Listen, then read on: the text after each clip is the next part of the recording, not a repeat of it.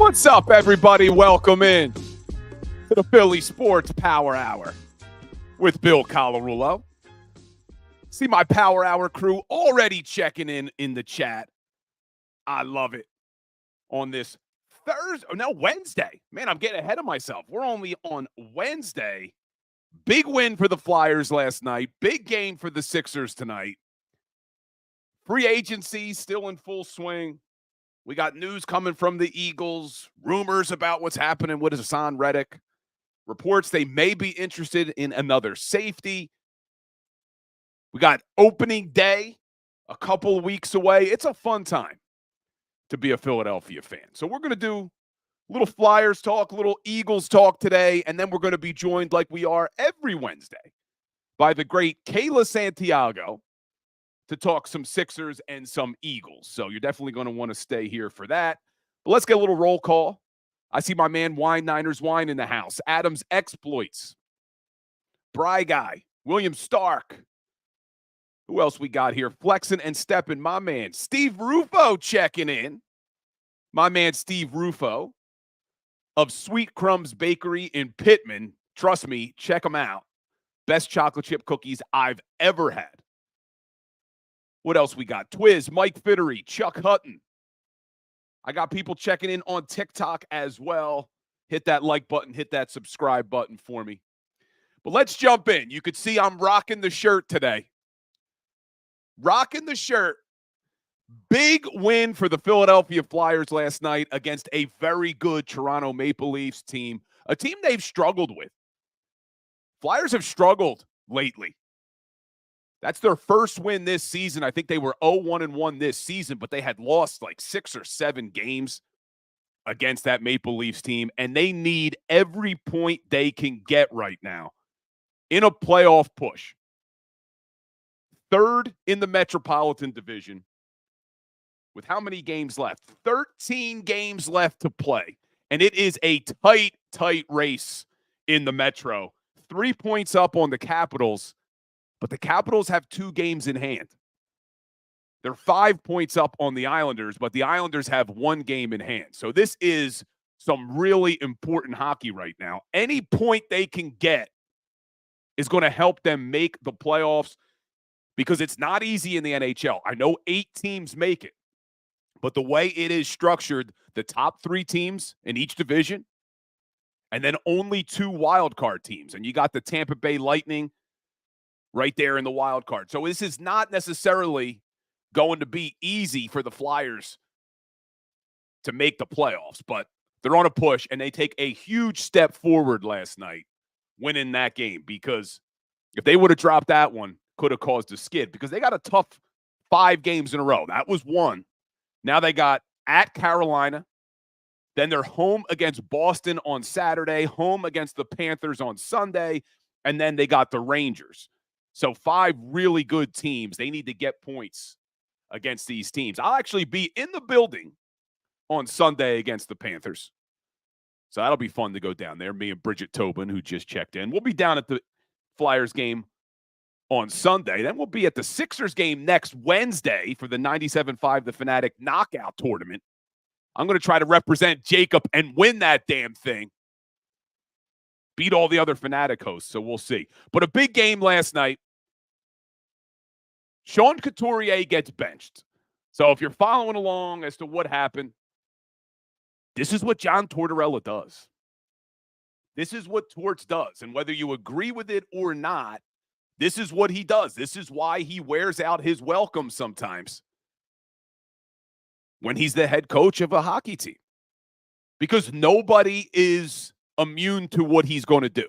So even the captain, even Sean Couturier, healthy scratch last night. But I thought the team responded. You never know how a team's going to respond to something like that. I thought they responded. They come out 19 seconds in last night. Owen Tippett with a big goal sets the tone early. And then you got Nick Delorier, man. I've talked about him before on this show. He'll drop the gloves with anybody. He drops them with Ryan Reeves last night and holds his own and ends up winning that fight. Sam Ersson, the goalie, bounced back, played pretty well. Sanheim, Morgan Frost had a goal. Scotty Lawton with a goal late. Flyers were up 3-0. Maple Leafs battle back, make it 3-2, and then Scotty Lawton with a big goal after a penalty kill. So that was big. But what do you think? If you're here in the chat, now I see Steve Patton saying, leave Torts alone. Love Torts. I love Tortorella. This team isn't where they are without John Tortorella. I don't even think you could debate that. There's no way they would have the success they're having right now without Torts. But what do you think about benching the captain last night? How do you feel? If you're in the chat, and we're not debating whether or not we like John Tortorella. I think Tortorella has done some incredible things. But what do you think about them benching the captain? I'm just not sure how I felt about it. I know it could go two ways. And you could look at it and say, oh, look, he'll bench anybody. You got to earn your ice time. You got to play hard or you're not going to be on the ice. But I don't look at Sean Couturier as a guy that's not giving it his all. You know what I'm saying? You understand the difference? Where if Coots was out there just going through the motions, wasn't playing hard, wasn't putting in his all at practice. Well, now I think you send a message to your team, hey, look, he's getting benched. I don't care who he is, even if he's the captain. But for me, I don't look at Coots as that type of guy. He is giving it his all. He's still battling back from a back injury. Guy missed almost 2 full seasons. So, and I see, Spa City Chop saying being a captain doesn't exclude you from being held accountable. Steve Rufo, it shows that Torts is in 100% in on the mission at hand. No one is off limits. Then you got Al Cooper. Coots could be tired coming off injury. Coots needs a full offseason to regain his form. See, that's the thing. I look at being a healthy scratch as being disciplined in some way. Now, if they would have just came out and said, listen, Coots is battling back from a back injury. We want to give him some rest days. We want him to be healthy for the playoffs. That's a little bit different. But to bench a guy, you're basically punishing that guy for his play. And I don't know how I feel about it because I don't look at Sean Couturier as a guy that deserves to be punished, quote unquote. So, and I know Coots did talk before the game. And as a captain, I'm not sure I loved what Coots had to say, basically talking about, he didn't necessarily like the way he's being treated, not really what a captain should say. So I don't know. I'm torn on it. I am very torn on what they did by benching Sean Couturier. I'm not sure. Steve Patton said Torts would bench me too. There's no doubt I would get benched by Tortorella. I just don't know what I think about it. I'm really torn on it. I mean, look, it worked. The team responded. The team bounced back last night. But I think if you are, in fact, going to go on a nice little run here and make the playoffs, you need Sean Couturier, especially as your captain, as the leader in that locker room. So I'm just not sure I liked it. But we'll see. But a tough stretch. And I see people on TikTok talking about the Sixers have a tough stretch as well. Yes, they do. 4 games on the West Coast. We're going to talk to Kayla Santiago when she joins the show about the Sixers' tough stretch. Because if they could even go 2-2 on this West Coast trip, then they got a real shot of remaining in that top 6 and not going into the play-in tournament, which I would like. And then I got ASA on TikTok. Serious question. Do you really think you're beating the Rangers or Canes in 7? Listen, anything can happen in the NHL playoffs. Anything. But for us, because clearly when you say you really think you're beating, I'm assuming you're not a Flyers fan. But as Flyers fans, all we want to do is get to the dance, man. We just want playoff hockey. I don't care what they do when they get there as long as they play hard. And they could beat anybody in a 7-game series. You've seen it in the NHL, especially with the way John Tortorella's teams play. They block a lot of shots. They're going to play very, very hard. You get decent goaltending, you get a hot goaltender, anything can happen. But I'm not sitting here saying, yeah, they're going to the Stanley Cup. But would I like to see playoff hockey back in South Philadelphia? You're damn right I want to see playoff hockey. And the way this team plays, they could beat anybody in a 7-game series. Not saying they will, but it could happen. But I want to talk a little Eagles before we bring Kayla on in a few minutes, because if you follow me or you follow this show, you know even if they had signed Chauncey Gardner-Johnson, I thought they needed to do more at the safety position. I've been saying that all offseason. Now, they did sign Chauncey Gardner-Johnson. I like the move. I like the versatility he brings to this team. I like that he can play nickel corner. I love his swagger, his attitude. I think they were missing that last year. But I still think they need more at safety, because right now you look at the safety room and you have Chauncey Gardner-Johnson, 26 years old, 2 seasons in a row with injuries. You have Reed Blankenship, still very young, has battled injuries, and even when he's healthy, up and down, not sure what we have in Reed Blankenship. And then you have Sidney Brown, young, but tore his ACL in Week 18. So still a lot of question marks in that safety room. So I do think they need to add a safety. Now, I was of the mindset when all season started that I didn't want any more 30-year-old safeties. I didn't want to see them go out there and sign an old guy. I wanted Xavier McKinney. I wanted Cameron Curl. Well, the safety market is starting to dry up. And there's a name that keeps getting floated, and that's Justin Simmons. And I'm slowly coming around on the idea of bringing in Justin Simmons, because I didn't want to see them sign another 30-year-old. And Justin Simmons is going to be 31 in November. So I was diving into his stats. I was looking at some things last night to see has he shown any sort of tail off in his play? Because reminder, the Eagles brought in a 30-year-old safety last year, and that was Kevin Byard. Kevin Byard will be 31 in August. So essentially him and Justin Simmons are the same age. But I think when you look at their careers, Kevin Byard started to decline over the last couple of seasons. And although Justin Simmons may not be the same guy he was back in 2020 or even 2021, he still was a second-team All-Pro last year. So if they think he can still play, I'm starting to come around on the idea. You sign him, maybe the longer he's out, the cheaper you could get him. Maybe you get him on a 1 or 2 year deal, so you're not blocking the growth of Sidney Brown when he gets healthy. You still have CJGJ. You still have Reed Blankenship. But I do think they probably need some veteran presence in that room, in that safety room. And when you connect the dots, Justin Simmons had some of his best seasons under Vic Fangio in Denver. Fangio was in Denver in 2019, 2020, and 2021. And Justin Simmons was a second-team All-Pro in 2019 and 2021.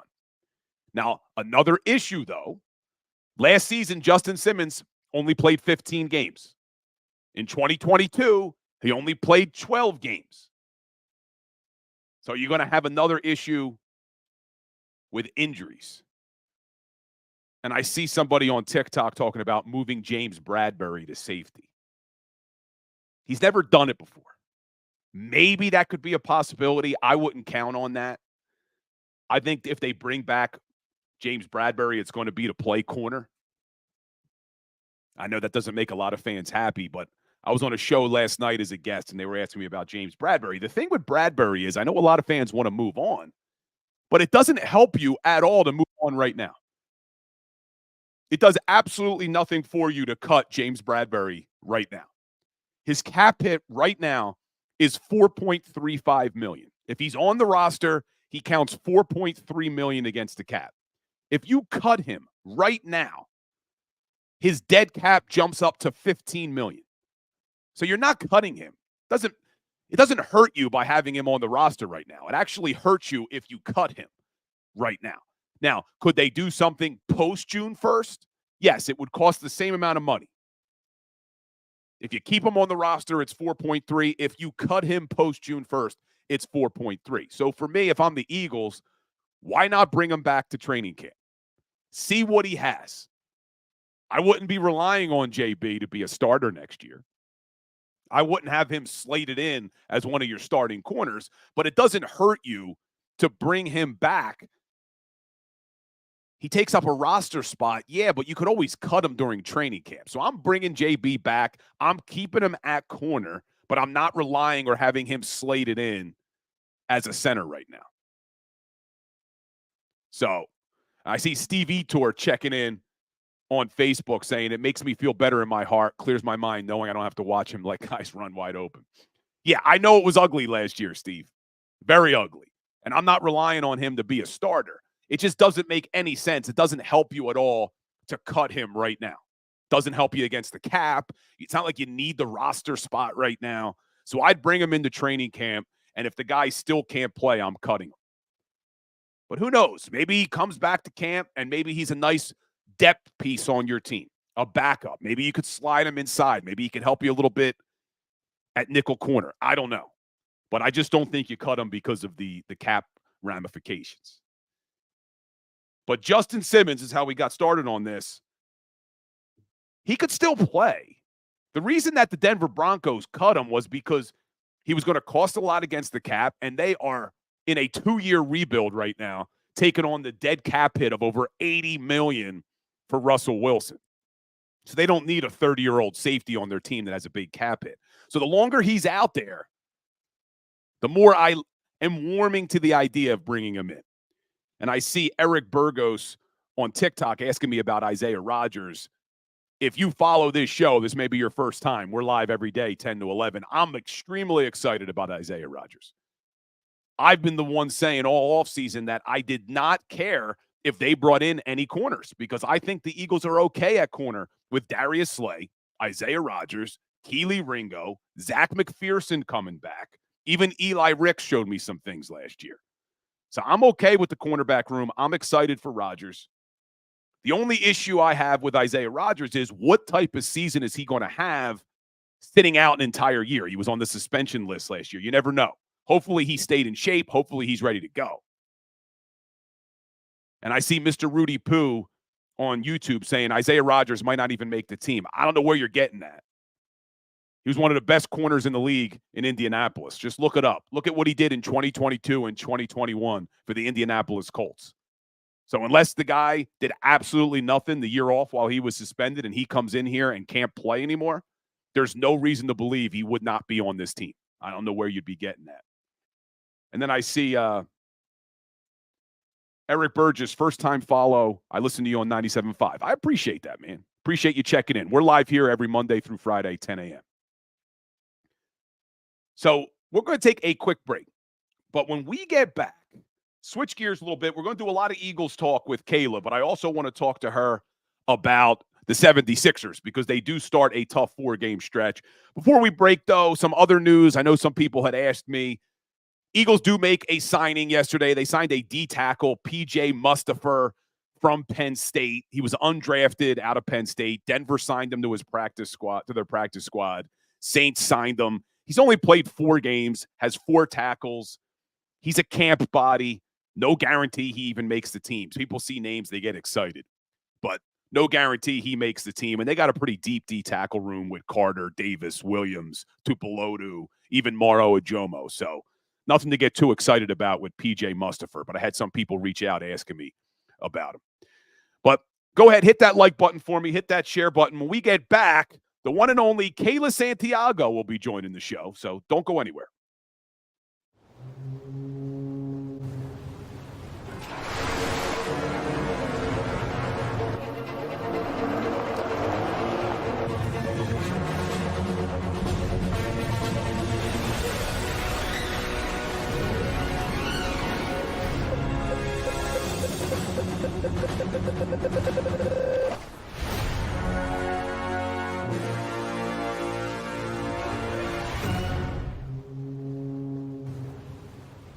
Imagine for a moment that you went to work today and when you came home, you were catastrophically injured. Your life and your family's life. That's what happened to union construction worker Mike Little. I was scared of what the end was going to be, but to be 100% honest with you, I knew I was going to be all right just by talking with Brian. In my heart, I just knew everything was going to be all right. Call the firm and find out why they say, "We got this." Call 215-458-2222.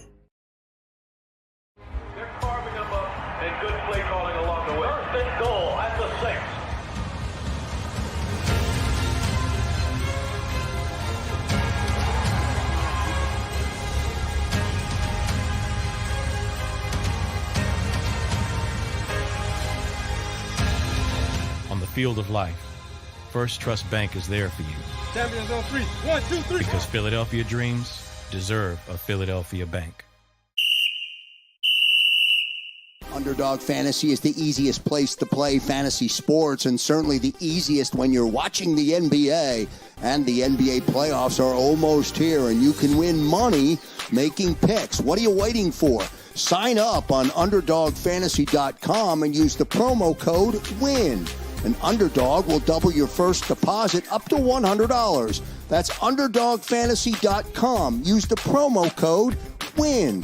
Get ready for the NBA and get ready for the NBA playoffs. Go to UnderdogFantasy.com. Use the promo code WIN.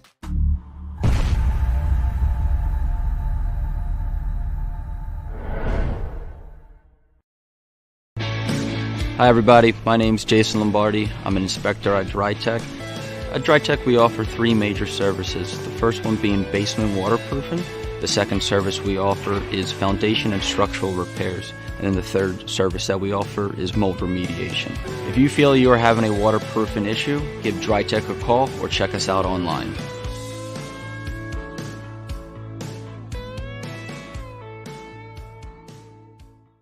Do you stream on a Roku, Fire Stick, Google TV, or Apple TV? Now you can watch 6ABC 24/7 with the 6ABC Philadelphia streaming app. And the big story on Action News? Search 6ABC Philadelphia and start streaming today.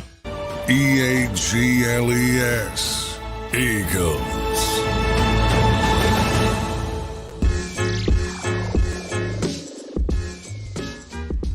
Yo, welcome back to the Philly Sports Power Hour on this beautiful Wednesday. Doing some Flyers talk today, representing the Fly Guys. Did a little Eagles talk. But now, like we're joined every Wednesday by the one and only Kayla Santiago joining the show. What's going on, Kayla?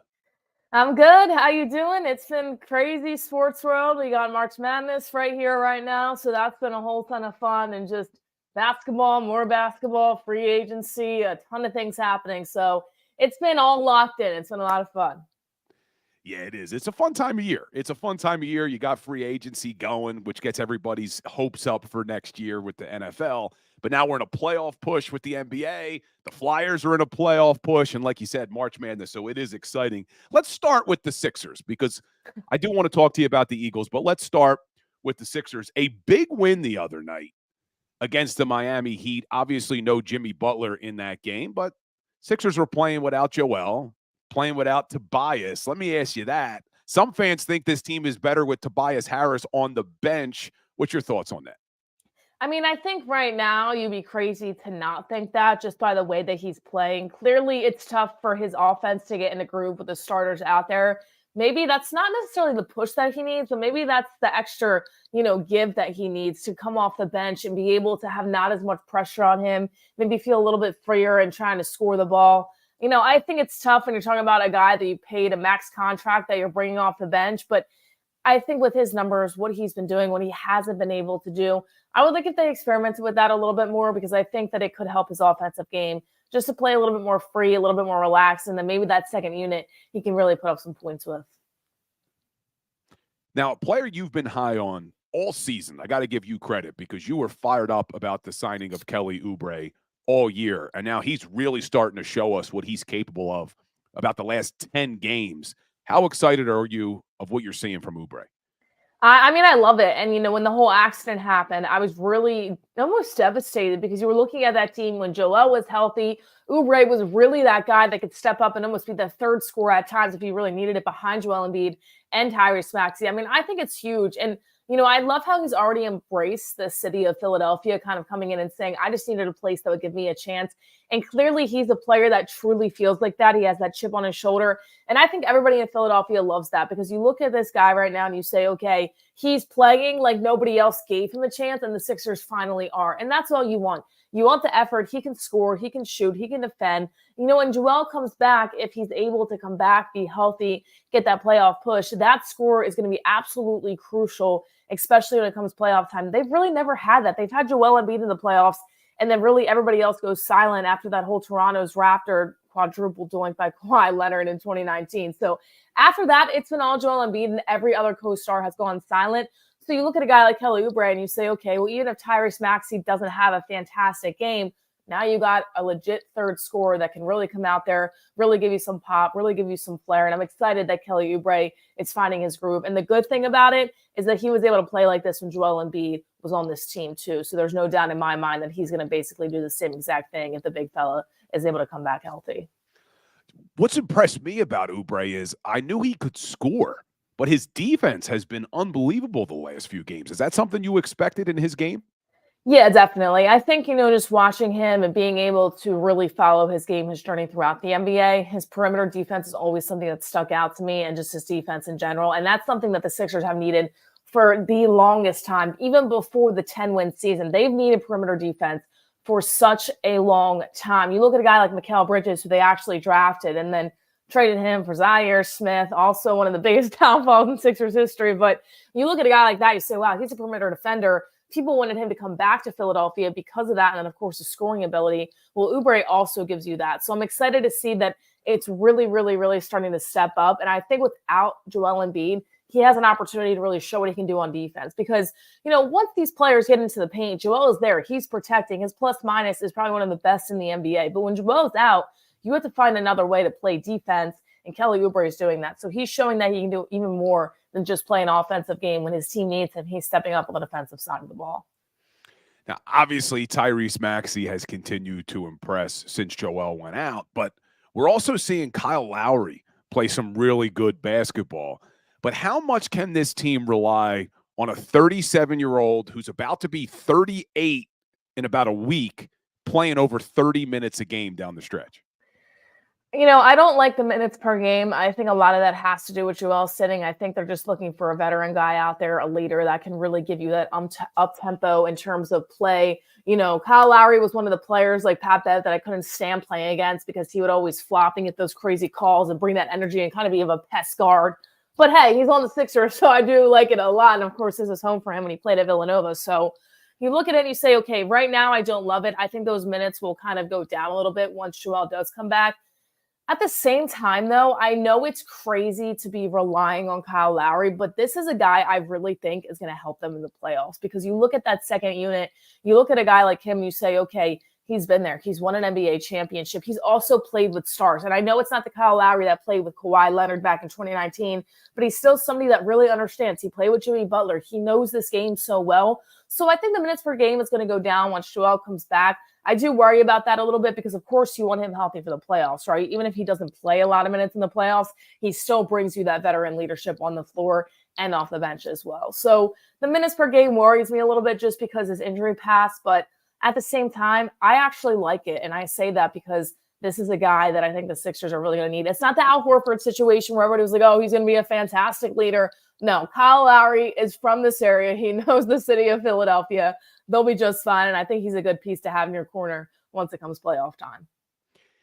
Lowry, obviously a veteran. There's another veteran they're relying a lot on, and that's Nico Batum. Do you think they can rely that much on Nico down the stretch playing over 30 minutes a game? I don't think so. And it's no disrespect to him because I love his game. I love that he can be on the outside. He can pass it to him. He can shoot. I think he's a very good shooter.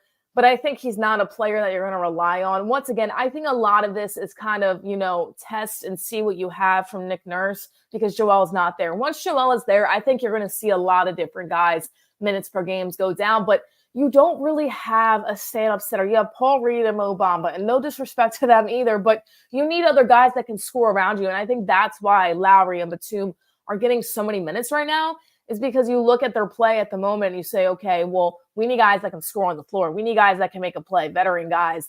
And those are Batum and Lowry right now. So when you look at it, to me, I think I'm not too worried about that going into the postseason, but I definitely think his minutes need to go down. He's an off-the-bench scorer. I don't think he's going to get a lot of playing time down the stretch. And if he does, he's just got to stay healthy. But I think it's a point. I'd rather take Lowry a little over Batum at this point in terms of when you're coming in the playoffs and you're looking for that bench presence. So let's talk about Joel, because obviously none of this is going to matter if he doesn't come back. But we got some decent news from Nick Nurse. He did practice. It was a non-contact practice, but what are you thinking? Best case scenario when Joel may come back? I sometime in April, hopefully. You look at it right now, and it's really tough. I think that the one thing is, it's great to see that he's practicing right now, but there was also rumors that we talked about a few weeks ago that he might be back playing at the end of March. So that's not going to happen. I mean, he's going to need to be in practice with these guys, be in contact practice, and then, oh, wait, you're probably going to have a minutes restrictions in the games once you do come back. So maybe mid-April, hoping. I also just get nervous that is it really worth, putting him and pushing him to play this year?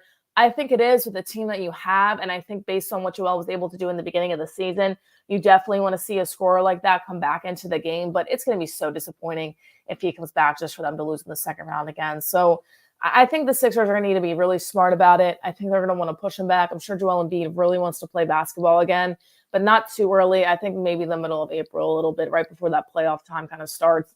You're going to need him to play, because this is something we've talked about and I've seen from a lot of people. He needs to play in regular season games in order to him in the playoffs. If you don't play during the regular season, to me, he shouldn't come back at all.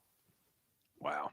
I was hoping you were going to make us feel a little bit better, because I wish I could. I just have to be realistic, because as a lot of people know, Joel Embiid's he's the best player I've seen in a Sixers uniform, because I mentioned before in 2001 when AI was MVP and did everything, I was not even one yet. So in my lifetime, I love Joel Embiid. I think he's a fantastic player. I love his story, what he's able to do, but you got to be realistic too at the same time. So I definitely think that it's going to be a little bit longer than everybody thought, and hopefully he's okay to go in the playoffs, but who knows?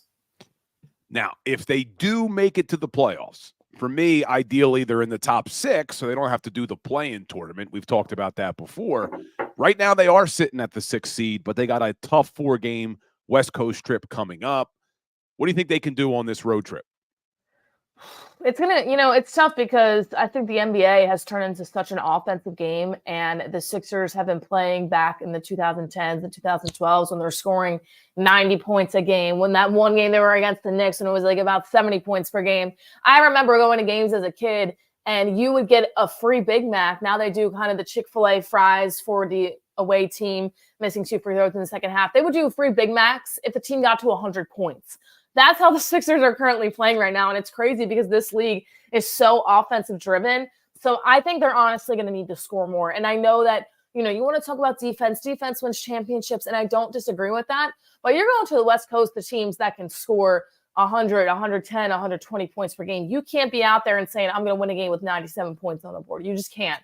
So I think they really need to rely on their scoring. I think that, coming into this, you're looking at Tyrese Maxey, you're looking at Kelly Oubre, Tobias Harris maybe coming off the bench. I don't know how much he's going to give. I mean, this season, he just seems to be completely out of it. So I think scoring, play that defense, but you also need to hit your shots. You also need to find better ways to get the ball into the bucket. Nick Nurse maybe drawing up a few more plays. The pick and roll is kind of out of there, but maybe you go back to the old fashioned set a pick like Tyrese do his thing and make a shot, So you see a little bit of that. The pick and roll is really the best game with Joel Embiid and Tyrese Maxey, but a little bit more offense, I think they can be successful. I don't see them winning all 4. Maybe they go 2 for 4. I think that would be the best bet.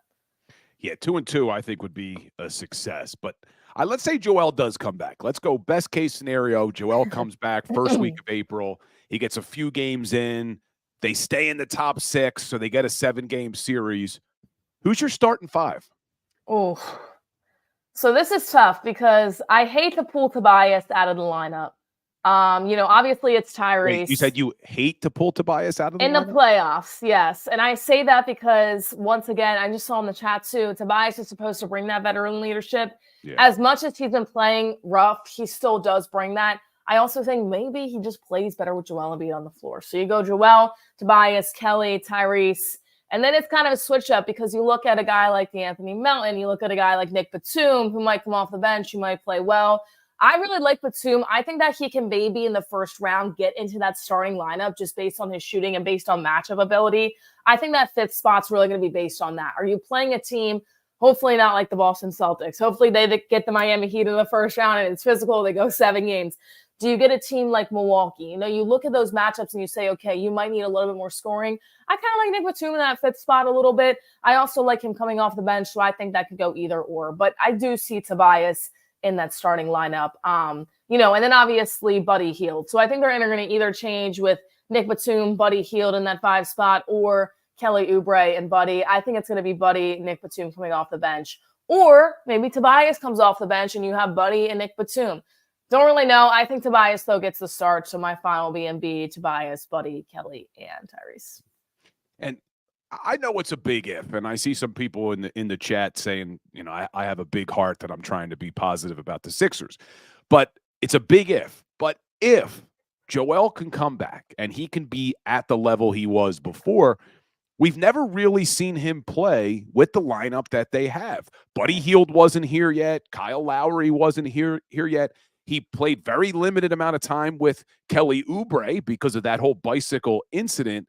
So do you think they could make some noise in the playoffs if Joel's healthy?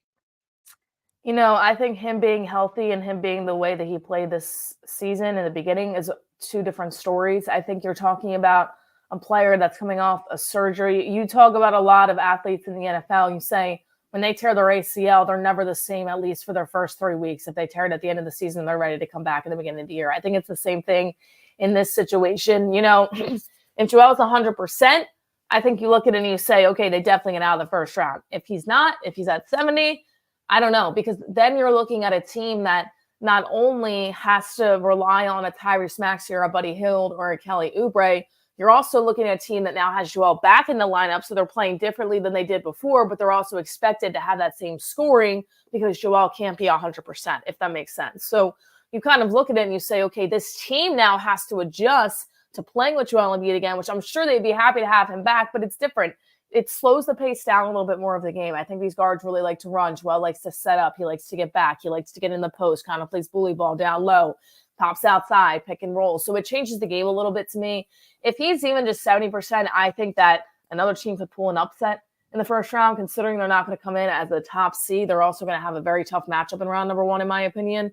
So you look at it and you say, okay, if he's 100%, definitely out of the first round. We'll see about the second, but I look at it from me right now and I say this team hasn't played together. They have a lot of new pieces. As good of a coach Nick Nurse is, as good as a player Joel Embiid is, to me that takes time, and to do it in a span of a few weeks worries me a little bit. And you don't want to try to have tests and failures in the playoffs because you know what happens if that ends up being the case.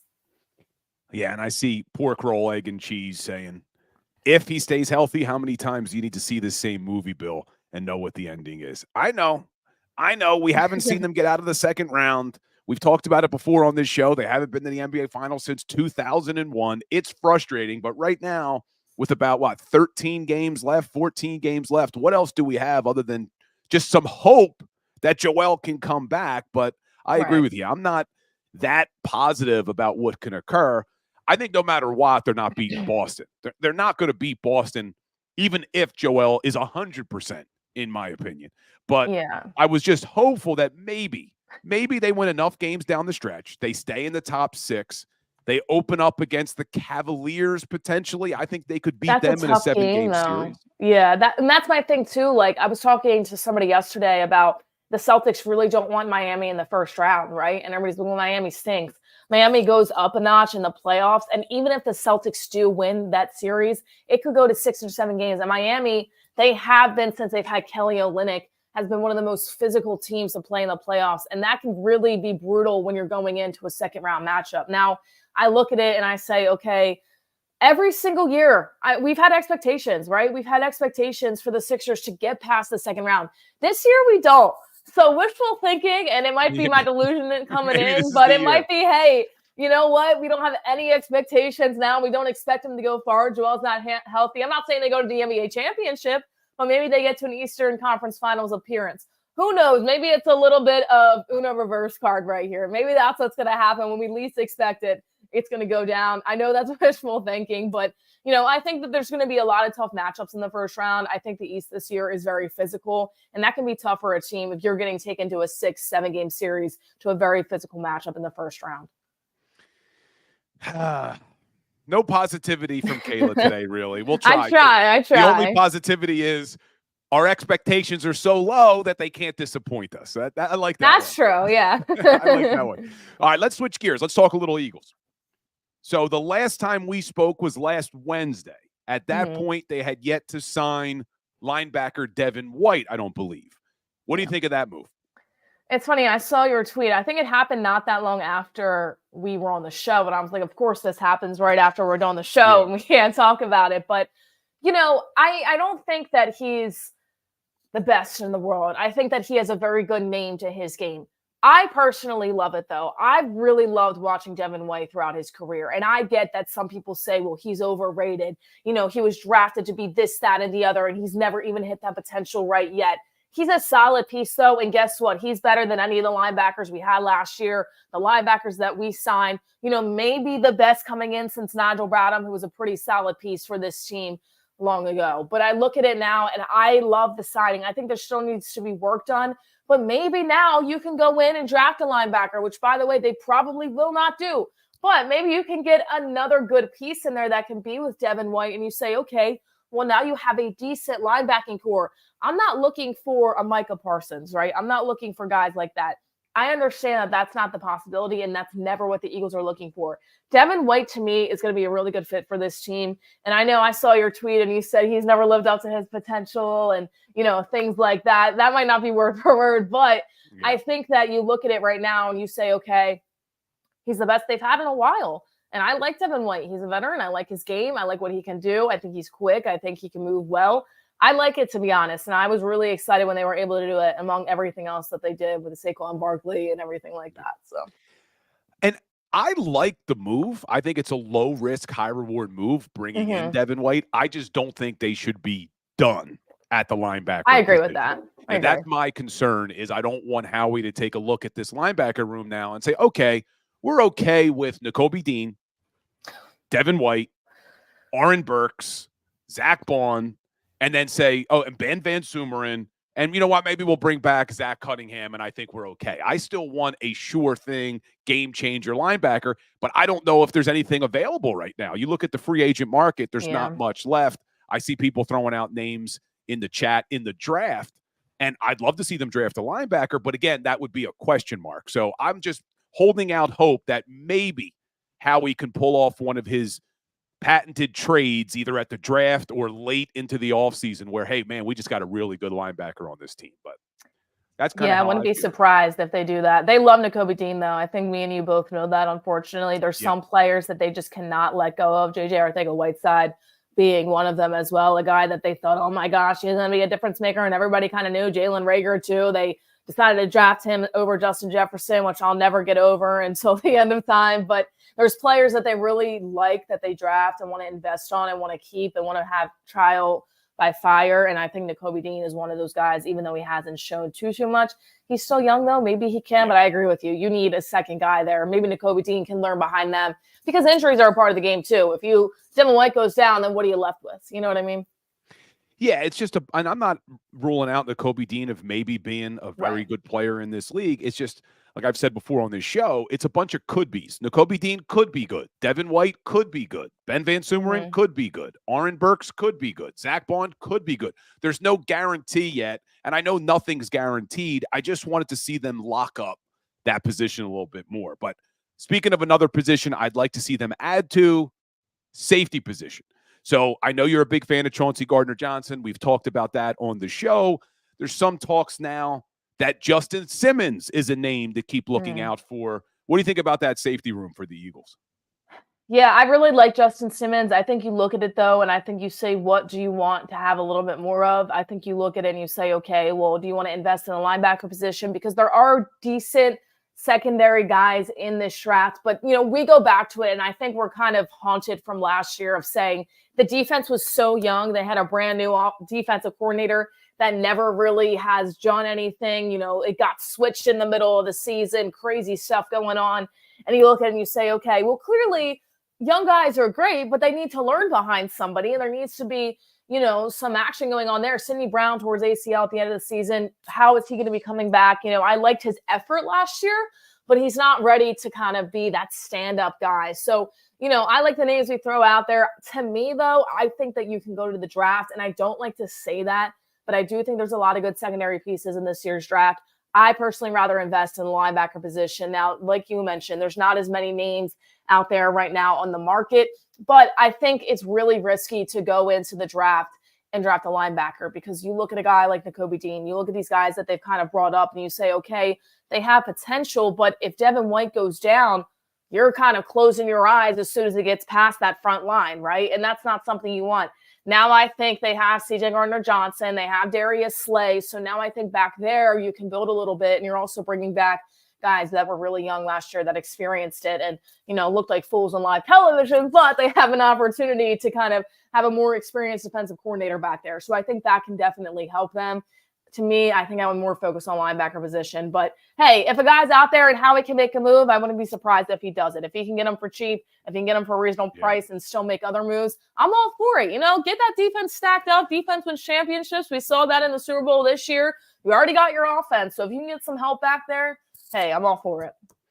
And keeping it with the defense for a second. So it gets reported that the Eagles have pushed the $1 million roster bonus that was owed to Haason Reddick on March 15th. They push it to April 1st, which we all are assuming it's giving them more time to maybe find a trade partner. What are your thoughts on the whole Haason Reddick situation? It hurts my heart because Howie has been an absolute magician this offseason. You look at it, Saquon Barkley, I was so excited. And, when DeAndre Swift, they really didn't pay him.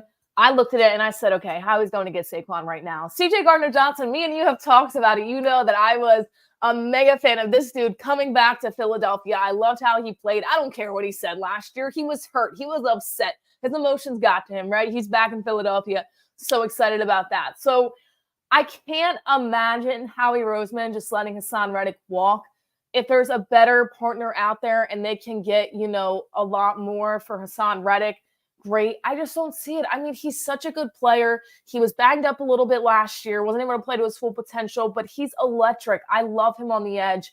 I think it would really hurt the Eagles if they let him go. You look at it right now and you say, okay, there's opportunities to really revamp that defense. The line's really good. You get BG back, Josh Sweat, all those guys.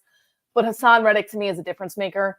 I really think, you look at BG, and as much as I love him, as much as it's the nostalgia factor for the Philadelphia Eagles, he's older. He's not going to get a lot of snaps. He's going to be in there. He can make plays, but not all the time. Haason Reddick, to me, right there on that front, he is your difference maker, and I hope that they bring him back. But I don't know what Howie's got working. Is there a better player out there that we're just not thinking of that Haason Reddick could be a good model after? I don't know, but I think that they would really be missing out if they just let him go. I know the money factor is an issue. I get it. But at the same time, he's a key piece to me, and I think you're going to really see a hole there if you let him go off this team. Yeah, hopefully they could figure something out. But, all right, before I let you out the door, it's March Madness. Who do you got winning it all, Kayla?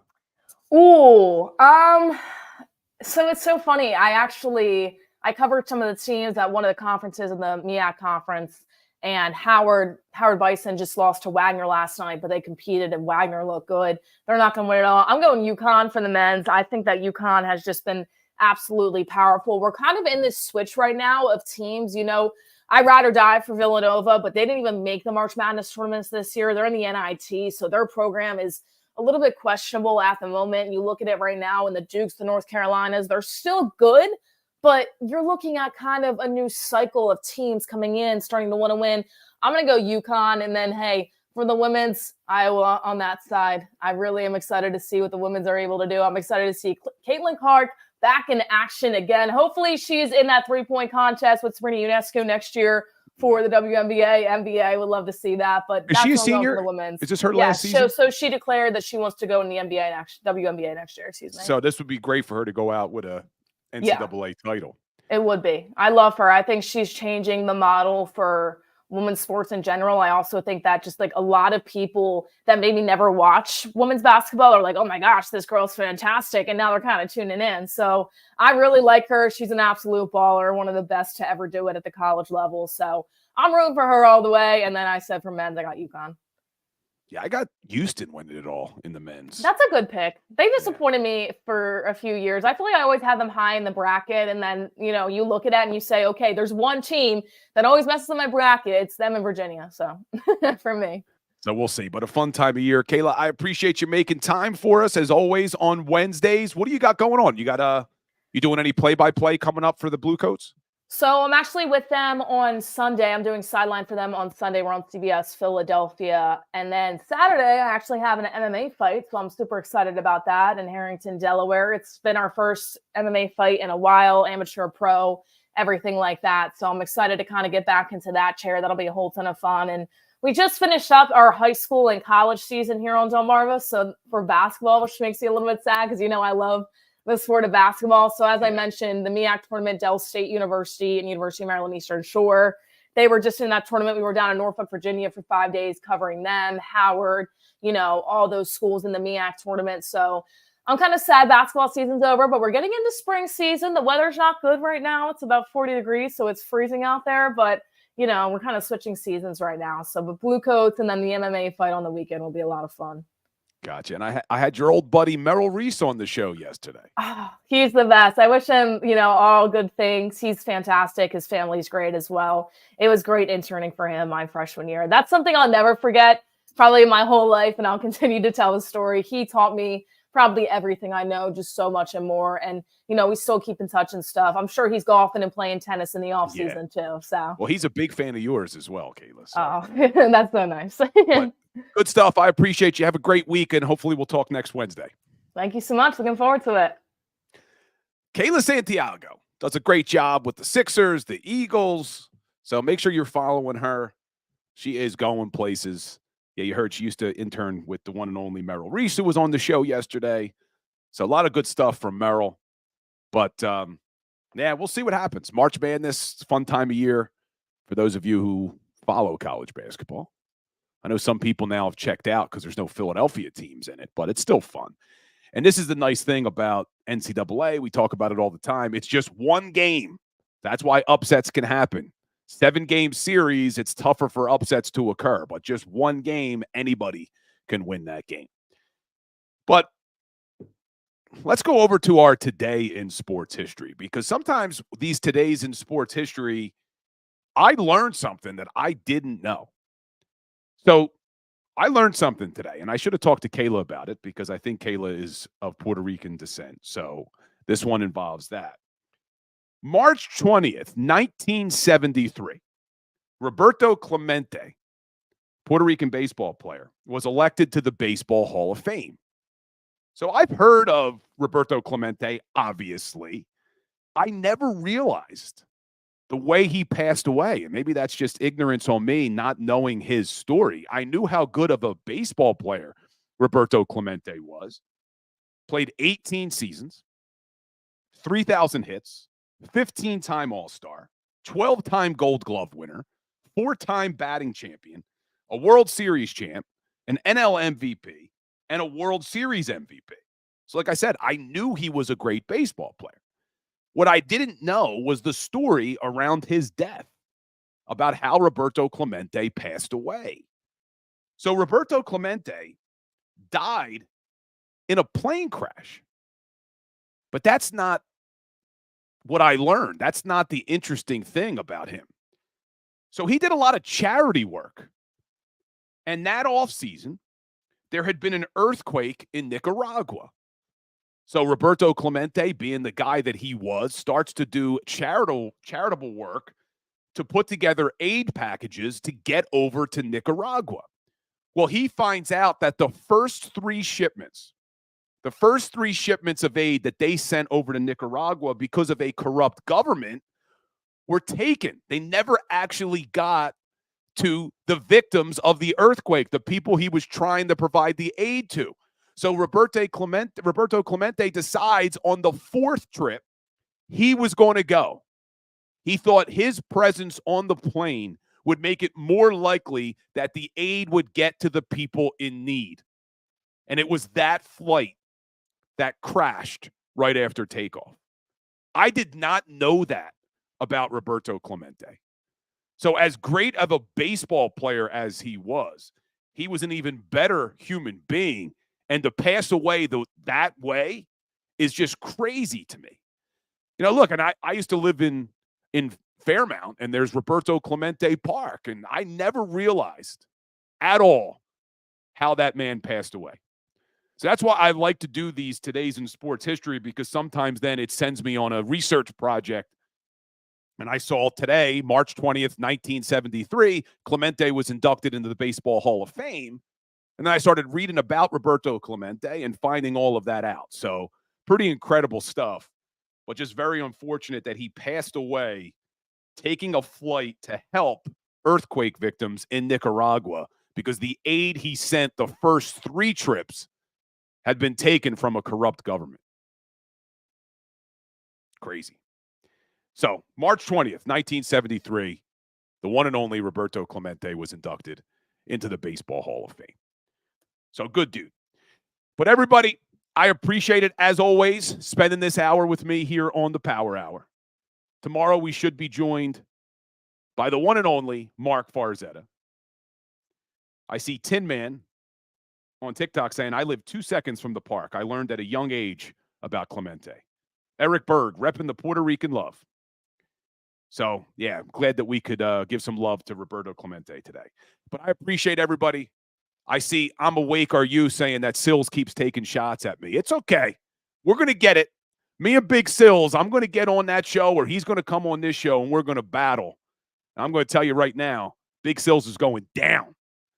Big Bills will be the new name in this house. So, but I appreciate everybody. Hit that like button, hit that share button. We'll be back tomorrow with Mark Farzetta. And then I think my man Johnny Marks will join the show on Friday. So make sure you're subscribed so that you don't miss anything. Talk to everybody soon. And as always, go Birds.